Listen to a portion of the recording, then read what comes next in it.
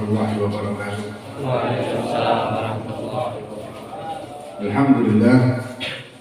Wassalatu wassalamu ala Rasulillah Sayyidina Muhammad bin Abdullah wa ala alihi wa sahbihi wa man wala amma ba'd. Alhamdulillah, sebagaimana biasa kita tiap bulan kajian kitab Sulam Taufiq lil Imam Al-Habib Abdullah bin Husain bin Tahir rahimahullah ta'ala. Dan setelah kajian kita tanya jawab, dan tanya jawabnya ini bebas. Jadi mungkin bisa disiapkan dari sekarang kalau ada yang mau nanya. Maksudnya bebas ini walaupun bukan masalah yang kita bahas. Nah, kemudian kita masih di pembahasan tentang akidah, tentang tauhid, tentang usul din, landasan dari agama kita. Dan ini masalah penting sekali. Beliau mengatakan, faslun yajibu ala kulli muslimin, wajib atas segenap kaum muslimin, hifdzu islamihi, menjaga keislamannya, wa saunuhu, dan melindunginya, amma yufsiduhu, dari apapun yang bisa merusak, wa yubtiluhu, dan membatalkan, wa yaqta'u, dan memutuskan Islam itu, keislamannya dia. Apa itu? Wa huwa ar-riddatu, murtad. Makna murtad ini adalah kafir setelah Islam. Ya, dan ada hukum tersendiri orang murtad. Waliyadzubillahi ta'ala. Kemudian beliau mengatakan, pada beliau ini ratusan tahun yang lalu ya, waqad katsura, telah banyak, fi hadzal zaman, pada zaman ini, zaman beliau, sekitar mungkin 300 tahunan. Pada zaman ini banyak at-tasahulu fil kalam, meremehkan omongan, pembicaraan. Hatta innahu yakhruju min ba'dim alfadhun tukhrijuhum 'anil Islam. Hingga di antara mereka ini ada pembicaraan-pembicaraan, omongan-omongan, ucapan-ucapan yang mengeluarkan dari sebagian ucapan mereka itu, mengeluarkannya dari Islam, dan mati murtad. Ucapannya menimbulkan kemurtadan. Kenapa? Karena meremehkan ucapan-ucapan, pembicaraan-pembicaraan. Kalau sekarang ditambahi dengan tulisan, medsos. Wala yarawna dzalika dzamban, tapi mereka tidak tahu kalau itu dosa. Fadlan an kauni kufran, apalagi itu adalah perkara yang menjadikan kemurtadan. Mereka tidak tahu. Karena minimnya ilmu, terutama anak muda yang gampang kepancing biasanya. Kepancing kemarahan atau apa, hingga nulis sesuatu yang bisa mengakibatkan kemurtadan. Padahal zaman itu ya, apalagi zaman sekarang. Kemudian beliau mengatakan waridatu thalathatu aqsam. Murtad itu ada 3 macam. Ada karena sebab 3 macam, 3 sebab. Yang pertama keyakinan. Yang kedua af'al, perbuatan. Yang ketiga aqwal, perkataan. Wa kullu qismin syu'ban katsiran. Dan setiap bagian mempunyai cabang-cabang yang banyak. Setiap bagian punya cabang yang sangat banyak. Dan ini dicontohkan juga sama beliau contoh-contohnya. Walaupun ada yang tidak ada lagi mungkin zaman sekarang, tapi banyak yang bisa terjadi pada zaman sekarang. Dan ini penting sekali. Faminal awal, dari keyakinan, contohnya adalah antara lain asyakku fillah, ragu terhadap Allah. Allah itu ada beneran nggak sih? Kita kan tidak pernah lihat. Atau padahal kita ini orang Islam istighosah ini itu, tapi kenapa kok kita seperti ini terus? Kenapa hidup kita sengsara terus? Kenapa rumah tangga saya pecah? Kenapa padahal saya sama istri suka majelis? Tapi mungkin jawabannya karena istrinya suka nonton layangan itu ya. Layangan itu. Ragu, muncul keraguan tentang adanya Allah, ini menjadikan kemurtadan. Kalau ada muncul di hati kita kata-kata Allah itu ada enggak, segera jawab, karena itu pancingan dari hawa nafsu. Jadi ketika muncul di hati kita kata-kata, misalkan umumnya hawa nafsu itu cari teman. Hawa nafsu itu akan mencari momen yang tepat untuk menimbulkan kemurtatan di hati kita. Misalkan ya tadi kita sudah istighosa, sudah ini, sudah itu, sudah mendekatlah kepada Allah. Tapi kenapa hidup masih begitu-begitu aja? Kenapa kita kok dapat ujian? Kenapa kok kita bangkrut? Kenapa kok kita sakit? Kenapa kok istri kabur? Misal. Dan ini muncul di hati satu kata-kata. Nah, kita sudah dekat sama Allah, kenapa kok seperti itu ya? Apakah Allah ada enggak sih? Kalau enggak segera dijawab di hati kita, bisa merembet dan menjadikan kemurtatan hingga meragukan adanya Allah. Atau meragukan adanya Nabi Muhammad, atau fi rasulihi, adanya Nabi Muhammad SAW. Meragukan adanya Nabi juga bisa mengakibatkan kemurtatan. Awil Quran, atau meragukan adanya Quran. Awil yaumil akhir, atau meragukan adanya hari kiamat. Awil jannah, atau meragukan surga itu ada benar nggak sih? Kayaknya kok nggak ada. Kok kurang yakin saya? Awil nar, atau neraka. Awil thawab, atau pahala. Awil iqab, atau meragukan adanya siksaan atau balasan. Awil nahwi dzalika mimma mujma'un alaih, atau yang selain daripada itu yang sudah jelas hukumnya di dalam Al-Quran dan hadis. Kita meragukan itu semuanya tentang kabar-kabar gaib, tentang hal-hal yang gaib yang wajib kita imani dan kita meragukannya, maka menjadikan kemurtadan. Au i'taqada fardha sifatin min sifatillahil wajibah ijma'an kal ilmi, atau juga meyakini tidak adanya salah satu sifat Allah yang wajib bagi Allah, seperti al-ilm, Allah Maha Tahu. Meyakini Allah tidak mampu, Allah tidak berkuasa, Allah tidak bisa merubah manusia. Meyakini seperti itu maka hukumnya murtad. Meyakini. Jadi meyakini ketidakadaan salah satu sifatnya Allah yang sudah mujma'. Mujma' ini dalam arti kesepakatan ulama Ahlussunnah wal Jamaah. Ada 20 sifat. Au nasaba lahu sifatan yajibu tanzihu anha ijma'an yadullu ala annahu kal jismi, atau menisbatkan kepada Allah satu sifat yang mustahil bagi Allah. Seperti apa? Allah punya bentuk badan yang seperti makhluk. Allah punya tangan yang sama seperti makhluknya. Menjisimkan Allah, ini menjadikan kemurtadan ketika kita meyakini dan membayangkan Allah dengan bentuk. Itu menjadi murtad nanti.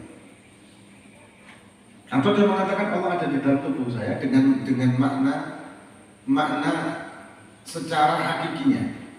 Ini bisa murtad juga. Kadang ada orang yang suka nyaman gitu kan. Nah, dan dia mengambil dalil yang salah. Man arafa nafsa faqad arafa rabbah. Barang siapa yang mengenal dirinya maka dia mengenal Tuhannya. Terus yang dimaksud adalah Tuhan yang berada di dalam dirinya. Ini salah, bukan begitu. Dan ketika kita sudah merasakan bahwa Tuhan Allah sudah ada di dalam tubuh kita, maka kita sudah mencapai ma'rifat. Ini ngawur. Ini bahaya. Ini sama saja dengan menafikan sifat Allah yang maha kuasa dan maha berbeda dengan makhluk. Laisa kamitslihi syai'. Kenapa? Karena Allah kalau dikatakan di dalam tubuh kita secara harfiah, maka berarti Allah membutuhkan ruang dan waktu. Sedangkan ruang dan waktu merupakan ciptaan. Maka kalau kita mengarahkan Allah itu ada di suatu tempat, sedangkan tempat itu merupakan makhluk, maka kita bisa menjadikan kemurtadan di diri kita. Aw halala muharraman bil ijma' ma'luman min ad-din bi darurah mimma la yakhfa 'alaih. Atau menghalalkan sesuatu yang jelas haram hukumnya secara syariat, jelas hukum ini haram, bukan yang masih sama-sama. Yang sudah jelas hukumnya haram. Seperti apa? Kazina. Jelas kan zina hukumnya haram. Tapi mengatakan enggak apa-apa halal zina ini. Asal suka sama suka. Ada kan kayak gitu? Ada seorang profesor doktor, dia mengatakan dengan terang-terangan zina itu sebetulnya tidak apa-apa, asal dengan syarat suka sama suka. Jadi kalau menikah, test drive dulu. Kalau cocok lanjut pernikahan, kalau nggak cocok cari lagi yang lain. Betul. Ini murtad. Ini punya keyakinan seperti itu hukumnya murtad. Ketika ada orang zina dan dia mengakui bahwa itu salah dan dosa, dan ada orang zina dan mengatakan dia itu halal, dosanya jauh berbeda. Yang satu dosa besar, yang satu murtad. Yang meyakini kehalalan sesuatu yang haram. Wal liwat, liwat ini hubungan sesama jenis. Laki dengan laki, perempuan dengan perempuan. Ini juga kalau menghalalkannya, dan ini ada juga. Sudah ada ini. Ulama-ulamaan, bukan ulama beneran ya, ulama-ulamaan dengan pemikiran liberal ya, mengatakan dan memfatwakan bahwa hubungan sesama jenis itu halal. Yang penting tadi suka atau suka. Hukumnya halal, mencintai sesama jenis dengan sebetulnya bukan cinta sahabat, tapi cinta pasangan, maksudnya cinta apa? Sahabat gitu. Ini dihalalkan oleh orang-orang tersebut. Padahal kalau kita menghalalkan adanya hubungan laki dengan laki, perempuan dengan perempuan, murtad. Kalau melakukan itu dosanya besar, tapi kalau melakukan dan meyakini halalnya plus murtad. Ya, alhamdulillah. Wal qatl, dan membunuh manusia, terutama membunuh muslimin, meyakini halalnya itu juga murtad. Was-sariqah wal ghasab, mencuri dan juga merampas hak orang lain, meyakini itu halal maka hukumnya murtad karena sudah makruh, sudah jelas hukumnya tentang keharaman sesuatu. Termasuk riba, mengharamkan riba yang jelas hukumnya haram sampai. Kemudian au harrama halalan kadzalik kal bai'i wan nikah, atau sebaliknya mengharamkan sesuatu yang halal secara ijma', dalam arti secara umum jelas hukumnya ini halal tapi dia haramkan. Seperti apa? Seperti jual beli dan seperti nikah. Ya sama juga dengan menyatakan haramnya orang yang nikah lagi, poligami. Apalagi kena film baru itu apa? Di sini ada nggak sih nonton? Yang laki-lakinya nggak ada, dan ibu-ibunya? Ibu-ibunya ada nggak? Banyak. Nontonnya layangan itu. Nah karena subhanallah, film ini bisa mempengaruhi pemikiran orang, bisa mempengaruhi mindset seseorang. Ketika ada orang mengharamkan pernikahan atau mengharamkan jual beli yang sudah jelas hukumnya halal, maka menjadi murtad. Tapi kalau mengharamkan buat dirinya mereka sendiri, misalkan ya, bagi saya pribadi nikah itu haram bagi saya. Kenapa? Merasa tidak mampu. Ya, merasa kalau saya nikah nanti ibadah saya bakal berantakan. Mengkhususkan buat diri, tidak salah kalau itu. Karena ada beberapa penyebab. Tapi kalau dia secara umum menyatakan bahwa nikah itu haram, hukumnya murtad. Jual beli haram, hukumnya murtad. Termasuk orang yang menikah lagi atau poligami, menikah satu atau dua atau tiga dinyatakan haram, dan ada yang sampai ngomong begitu. Itu hanya khusus buat Nabi, bagi umatnya hukumnya haram. Yang ngomong perempuan, yang mungkin takut suaminya nikah lagi. Kalau misalnya tidak mau suaminya nikah lagi, tidak masalah, jangan sampai berubah hukum. Itu haknya kan, si perempuan dapat dimadu, haknya kan. Haknya, tapi jangan sampai kerana hukum, berubah hukum. Saya menyatakan bahwa itu khusus buat Nabi saja, yang selain Nabi haram hukumnya dan dosa besar. Itu gimana sih? Ujar Al-Quran ada kok. Dan para sahabat juga nikahnya lebih dari satu. Bahkan Imam Hasan bin Ali bin Abi Thalib, cucunya Kanjeng Nabi, itu kalau ditotal istrinya lebih dari 100 orang. Imam Hasan. Kenapa? Karena banyak para sahabat-sahabat yang ingin tabarukan dengan keluarga Nabi, menjadi penantu Nabi, menjadi besan dengan Nabi, dan anaknya menjadi penantu Nabi, dinikahkan dengan Imam Hasan. Walaupun cuma sekali, begitu akad, nggak sampai 20, nggak sampai hubungan suami istri, setelah selesai akad kemudian ditalak, tetap menjadi mantunya Nabi. Kalau menantu itu kan gak bakal putus walaupun sudah cerai. Besan, ya apa namanya besan kan kalau misalnya kan. Besan itu pun gak akan terputus walaupun antar anak sudah terpisah. Jadi tidak ada istilah mantan mantu, mantan mertua itu nggak ada selamanya. Nah, karena menginginkan keberkahan menjadi keluarga Nabi, menjadi menantu Nabi, menjadi besan Nabi, banyak menikahkan kepada Imam Hasan. Walaupun nikahnya setelah akad nikah ini nggak setelah selesai, begitu selesai kasih mahar, kita lap. Gitu.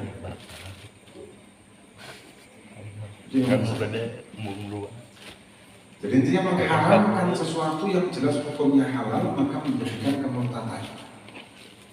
Au nafa wujuba mujma' alaihi kadzalik kas shalawatil khamsi au sajdatan minha waz zakah was shaum wal hajj wal wudu, atau menafikan kewajiban-kewajiban yang sudah jelas kewajiban ini di dalam syariat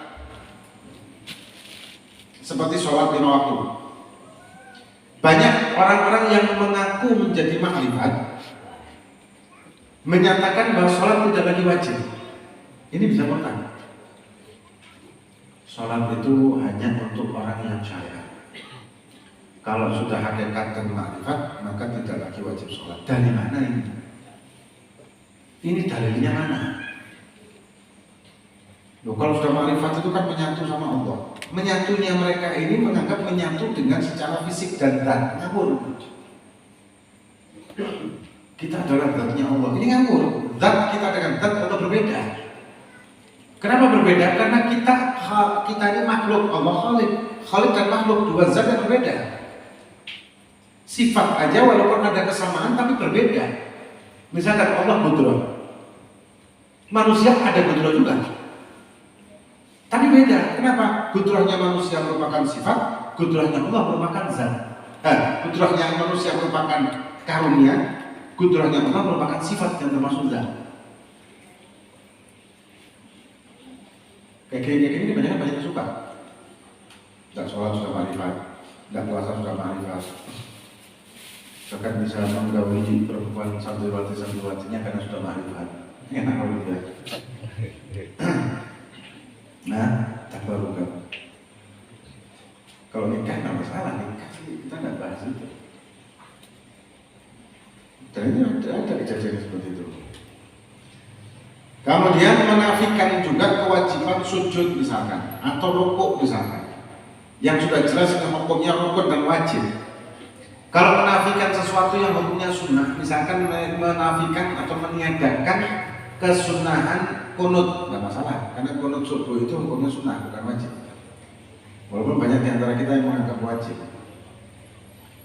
Atau zakat, menafikan kewajiban zakat, menafikan kewajiban puasa, haji, dan juga wudhu dan lain sebagainya yang sudah jelas hukumnya wajib, dinafikan, dihilangkan, ditiadakan dengan keyakinannya, maka murtadlah ini orang. Au jaba malam yajib ijma'an kadzalik, atau mewajibkan sesuatu yang sebetulnya tidak wajib secara ijma', kecuali hal yang sifatnya itu samar seperti qunut subuh. Banyak yang meyakini itu wajib, tidak masalah. Yang tidak boleh seperti misalkan ada sholat yang ke-6, atau ada sholat, mungkin ada sholat, ada yang mengatakan sholat jiwa, sholat diri itu hukumnya wajib. Sholat diri tidak ada sholat diri. Jadi mewajibkan sesuatu yang tidak ada, mewajibkannya, meyakini itu wajib. Beda dengan mewajibkan bagi diri kita sendiri, tidak masalah. Mewajibkan bagi diri kita pribadi untuk misalkan makan ini gitu ya, tidak masalah. Tapi kalau meyakini memang hukum secara syariatnya wajib, murtad ini. Sesuatu yang hukumnya memang tidak wajib, tapi diyakini wajib, murtad. Au nafa masyru'iyah mujma' alaihi kadzalik, karawatib, atau dia menafikan kesunahan-kesunahan yang sudah jelas ada hukumnya, seperti sholat ba'diyah qabliyah, atau sholat witir, atau sholat duha, menafikan itu hukumnya murtad.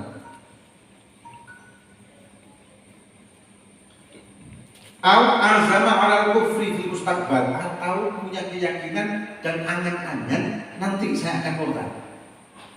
Misalkan ya, anak 3 bulan lagi jadi mau murtad. Bulan April. Angan-angan itu dan punya keyakinan bahwa dia akan murtad nanti 3 bulan kemudian, maka murtadnya dari sekarang. Sejak muncul angan-angan itu, tidak pakai nunggu nanti. Atau ala fi'li syai'in mimma dzukir atau taraddada fihi ala waswas, atau dia meyakini bahwa nanti saya akan belajar di majelis ini, kalau sudah mencapai ma'rifat maka sholat sudah tidak lagi wajib bagi saya. Ini murtad.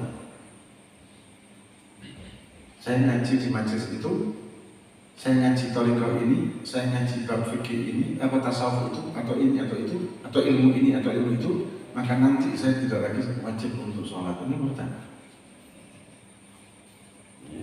Tapi kalau ada was-was di hati kita, namanya was-was ya, was-was itu bingung kayak gitu, itu tidak masuk ke murtad. Tapi kalau diteruskan bisa murtad, maka itu diobati. Diobatinya dengan apa? Setiap ada muncul kata-kata yang bisa membuat kita was-was tadi, langsung dijawab dengan diri kita, langsung segera jawab. Au angkara sohbata Sayyidina Abu Bakar Siddiq radhiyallahu ta'ala anhu, atau mengingkari, meyakini bahwa Sayyidina Abu Bakar itu bukan sahabat Nabi. Ini murtad, satu-satunya sahabat yang kalau kita mengingkarinya menjadi murtad hanya Sayyidina Abu Bakar. Kalau kita mengingkari persahabatan sahabat yang lain, Sayyidina Umar, Utsman, Ali dan seterusnya, itu fasik, tidak sampai murtad. Kalau Sayyidina Abu Bakar Siddiq mengingkari persahabatan dengan Nabi, murtad. Kenapa? Karena di Al-Quran Allah mengabadikan idqala li sahibi la tahzan innallaha ma'ana. Allah mengabadikan di dalam Al-Quran ketika peristiwa di Gua Thur. Maka kalau menafikan atau tidak meyakini bahwa sahabat Bakar bukan sahabat Nabi, apalagi yang sampai mengkafirkan, ada yang sampai ekstrim mengkafirkan sahabat Nabi, ya ini murtad kuadratnya, murtad double. Nah, murtadnya 2 kali lipat. Murtad kuadrat. Ada kan kelompok yang mengkafirkan sahabat, bahkan istri-istri Nabi, dan mereka mencaci maki sahabat. Dan kelompok-kelompok ini sekarang sudah eksis di media-media sosial, bahkan digandrungi anak muda. Hati-hati anak muda. Walaupun pakai Bible Habib sekalipun, tapi ternyata akidahnya itu menyimpang. Enak, buat anak muda cocok, kata-katanya asik. Atau ada kontroversi yang kemarin-kemarin itu, ada kontroversi. Itu Habib-Habib yang begini, yang mereka itu mencaci maki sahabat. Tapi banyak yang menggandrunginya kan. Sekarang mulai berani mereka eksis dan dilindungi.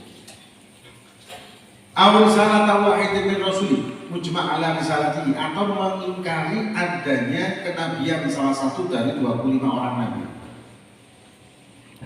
Ya, tapi kalau misalkan nabi-nabi yang masih samar kayak Nabi Khidir, itu masih samar, ada khilaf yang mengatakan beliau bukan nabi, tapi tidak masalah. Tapi kalau misalkan Nabi Isa, Nabi Musa, Nabi Daud, yang 25 orang nabi ini kita ingkari, kita tidak meyakini mereka sebagai nabi, murtad. Tapi kalau di luar itu masih ada perbedaan pendapat, tidak masalah. Kemudian au jahada harfan mujma' alaihi min al-Qur'an, au zada harfan fihi mujma'an ala nafihi muqtaqidan annahu minhu, atau meyakini tidak adanya huruf tertentu di dalam Al-Quran. Misalkan Yasin, tidak ada di Yasin itu sebetulnya, itu tambahan, murtad. Atau nambahin huruf dan meyakini bahwa huruf ini bagian dari ayat itu, ini juga sama, bisa murtad juga. Ya, menafikan salah satu huruf Al-Quran, menambahin yang huruf ini sebetulnya tidak ada secara mujma', ditambahin, ini juga bisa menjadikan kemurtadan.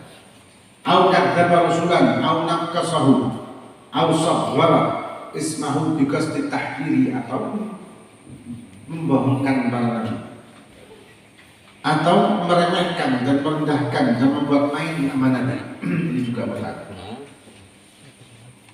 dibuat mainan, nama Nabi. Akan kan beberapa waktu yang lalu istri Nabi dibuat tandaan, diremehkan, Nabi diremehkan. Dan ini banyak kan yang suka kayak gitu dan subhanallah dibela. Dan kalau kita membela menghina Nabi, ada yang mengatakan begitu loh, Nabi itu kan tidak perlu dibela loh. Terus, nah ngapain kita bela, biarin aja orang caci maki Nabi. Ini membuktikan bahwa kita tidak cinta sama Nabi. Memang Nabi tidak butuh dibela, tapi kita butuh untuk pembuktian dengan cinta kita kepada Nabi, membela Nabi. Kita butuh pembuktian itu. Nabi tidak butuh dibela, iya. Nabi tidak butuh dengan apapun dari kita. Tapi kitalah yang membutuhkan untuk membuktikan bahwa kita cinta sama Nabi. Kalau kita tidak ada apapun di hati kita, marahkah, sedihkah ketika Nabi dihina, itu jangan ngaku cinta Nabi, bahkan jangan ngaku Nabi. Au jawazan nubuwah ahadin ba'da Nabi Muhammad sallallahu alaihi wasallam, atau meyakini adanya nabi setelah kanjeng Nabi kita Muhammad sallallahu alaihi wasallam. Zaman-zaman sekarang akhir-akhir ini kan ya banyak orang-orang yang ngaku nabi, ngaku malaikat, ngaku wali banyak. Kalau wali banyak, ngaku habib ya ada. Ngaku habib masalahnya tidak jelas banyak. Cuma modal sampai yang lucu lagi apa? Ada orang sampai dia ini ketangkap tapi juga ada orang dia mengaku sebagai keturunan Nabi Habaib sampai dia operasi itu supaya maju. Betul. Jadi operasi itu supaya maju dan kemudian nasab, tapi bukan nasab yang orang kita punya ya, nasab dia buatan sendiri dan mengaku sebagai Habaib. Sampai akhirnya ketahuan itu langsung berapa tahun tuh, sampai ketahuan dia pukul banyak orang. Sampai segitunya, zaman sekarang banyak ngaku Habib, ngaku Nabi, ngaku malaikat Jibril ada. Yang tidak ada itu ngaku malaikat Israel. Dari yang berani soalnya. Nah, kalau kita meyakini ada Nabi setelah Nabi kita, maka hukumnya murtad. Nah, mengikuti, membaiat, meyakini, mempercayai atau membiarkan meridhoi atau rela ada orang-orang muslim yang mempunyai nabi lain, itu juga sama. Kalau ada orang yang punya nabi lain dan tidak menyatakan diri sebagai Islam, ya kita tidak boleh bercampur, itu urusan mereka. Aku juga kembali aja. Tapi kalau masih pakai brand Islam tapi nabinya berbeda, ya ini kita harus amar ma'ruf nahi munkar, bentuk wujud dari cinta kita sama Allah dan Rasul. Bukan kita mau ikut campur urusan orang lain, tapi ini bentuk wujud dari mahabbah, dari cinta. Ini contoh kemurtadan dari keyakinan. Dan ada dua lagi yang insya Allah akan datang, kita akan lanjut, yaitu karena perbuatan dan karena perkataan. Yang banyak itu perkataan. Perkataan juga termasuk tulisan, seperti kita nulis di medsos dan seterusnya, itu bisa menjadikan kemurtadan apa yang kita tulis. Dan membayangkan lagi, dunia internet itu tidak akan hilang kan, walaupun kita hapus. Jadi apapun yang kita masukkan ke internet, kita punya akun misalkan, akun apalah IG. Kemudian kita hapus akun itu, data kita itu masih ada tersimpan, tidak bakal hilang. Di dunia cybernya itu, tidak bakal hilang data kita. Nah, kalau misalnya kita ada ucapan fasik atau gambar-gambar yang na'udzubillah, foto-foto na'udzubillah, amal jariah. Dosa jariah, bukan jariah, dosa jariah. Apalagi kalau masalah kemurtadan itu gimana? Alhamdulillah. Wallahu a'lam bishawab. Mungkin ada pertanyaan bebas.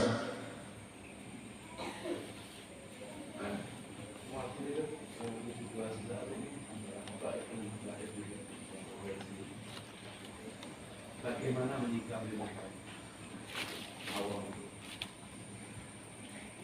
Itu tadi, kalau misalkan kita melihat ada Habib begini, ada Habib begitu, ada Habib begini, sebenarnya kita kan sudah punya pegangan. Kalau sudah punya pegangan ya sudahlah, tidak usah bingung dengan habaib-habaib yang lain. Toh Habib itu juga manusia. yang tidak maksum seperti Nabi.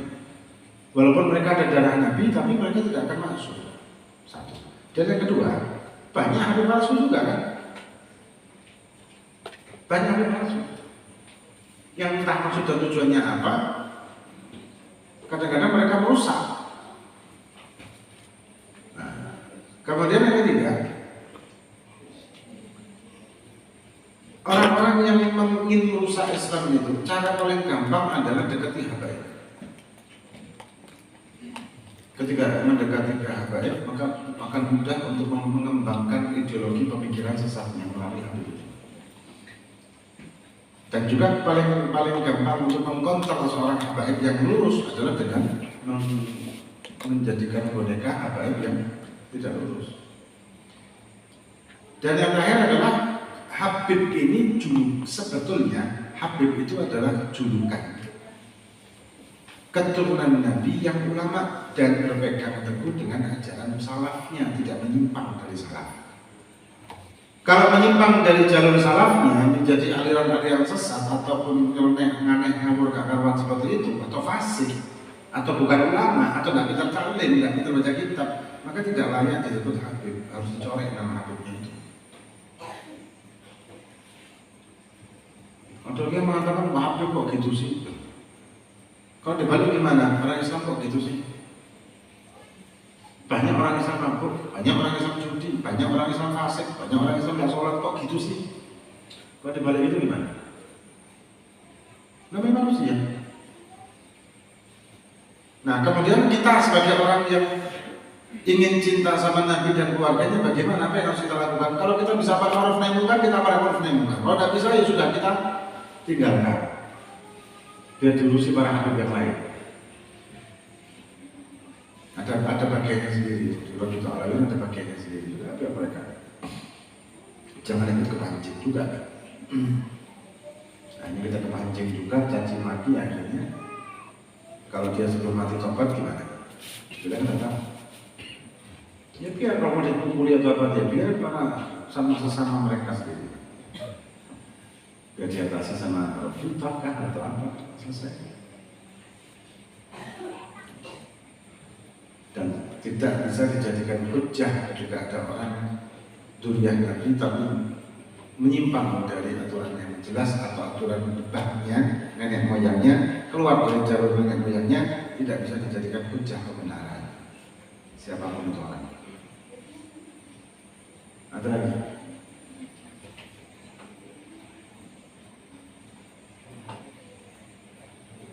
Ya. Assalamualaikum warahmatullahi wabarakatuh. Bir hukumnya merokok kata Nabi Muhammad itu haram. Merokok kata Nabi Muhammad, kata Nabi Muhammad merokok itu haram. Hukum rokok. Kata Nabi Muhammad. Hukum rokok menurut Kanjeng Nabi Ya. tidak ada. Kenapa kok tidak ada?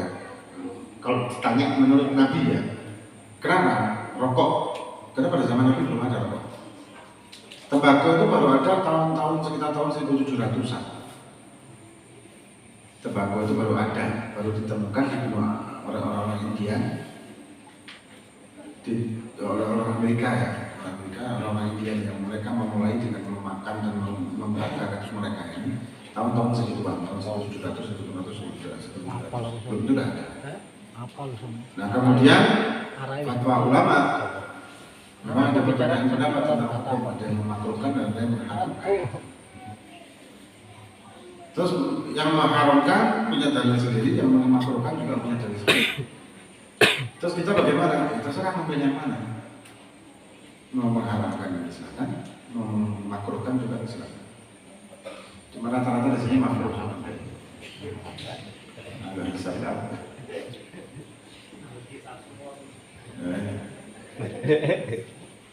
Ada lagi? Jadi kalau misalkan kita lagi sholawatan, tapi sambil sholawat sambil ngerokok itu sholawat kita diterima apa enggak? Nah, ini adab. Adab ketika kita melakukan suatu kegiatan misalkan di masjid atau di majelis atau sholawat, ini kita harus menghindarkan dari hal-hal yang berbau makruh. Kita hindarkan itu. Nah, kalau orang merokok di majelis, di sholawatan, ini sama sekali orang ini suul adab. Coba kita bayangkan. Kita kalau ke kantor-kantor pemerintahan atau ke mall atau apa, kita kan tidak berani merokok. Andai kata kita mau merokok kan sungkan sama orang. Tapi kenapa kita di majelis rokok? Ini tidak adab, namanya tidak adab. Kalau mau bawa ke majelis bawa rokok, ada Ada, kalau seperti itu makruh nanti juga sama sih. Bukan tidak adabnya, tapi akan keberkahannya akan berkurang. Karena membawa makruh kayak begitu ya. Membawa makruh ya, sebisanya lah kalau mau masuk masjid, masuk majelis, rokoknya ditinggal dulu. Nanti kalau ditinggal di luar hilang. Ada lagi? Salam.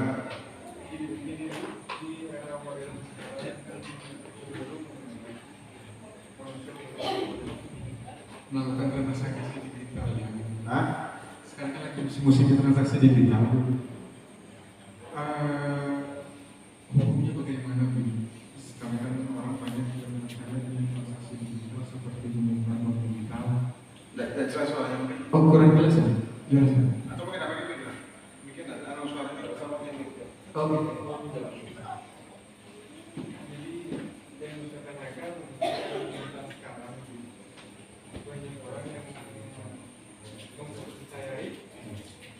suaranya raja. Uang. Seperti Bitcoin, Bitcoin dan sebagainya. Bahkan mereka mengasumsikan jual itu meningkat di modal. Padahal tersebut pun tidak ada dirinya, tidak ada dirinya.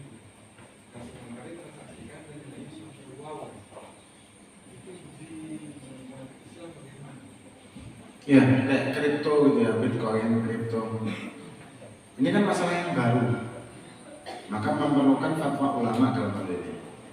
Jangan nggak bisa jawab karena belum paham betul tentang sistemnya seperti apa, karena tidak menguasai kripto itu sistemnya gimana, Bitcoin juga sistem itu gimana. Ya pasti itu adalah hal yang baru.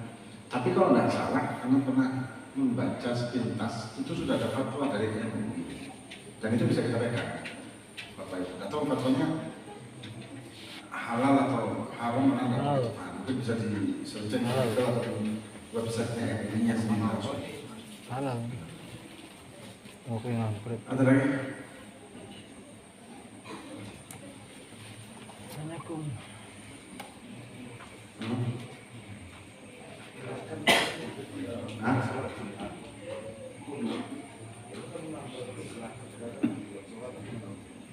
Gerakan apa?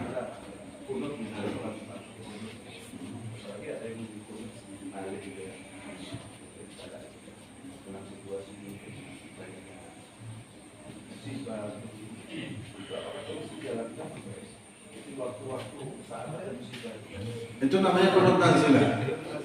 Dan qunut nazilah itu ittifaq arba' madzhab. Kesepakatan 4 mazhab justru qunut nazilah itu ada. Kalau qunut subuh cuma mazhab Syafi'i. Kalau qunut nazilah justru 4 mazhab. Maka tidak masalah, bukan yang baik bukan yang baik apa, tidak masalah.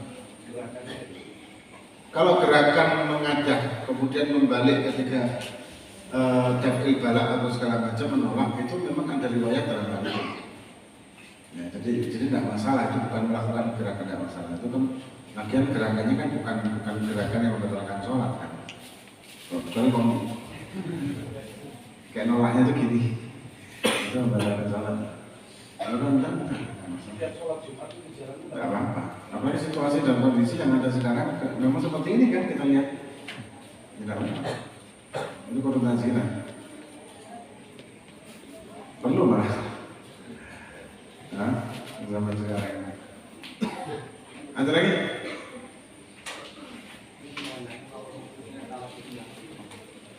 Hukum tarkin mayit sunnah dikiaskan dengan adzan mayit juga demikian. Kalau tarkin juga ada riwayat, tapi kalau adzan mayit itu dikiaskan dengan adzan mulut, adzan orang melahirkan, adzan bayi. Ya, adzan bayi kan ada hadisnya. Adzan orang yang meninggal tidak ada hadisnya, memang ada hadisnya, tapi itu kias. Dikiaskan dengan kelahiran. Talqinnya sendiri ada doa yang sudah diwaris. Dan di kitab Imam Syafi'i insya Allah ada di masalah ini. Ada lagi?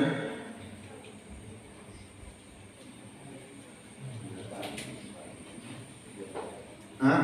Enggak ada.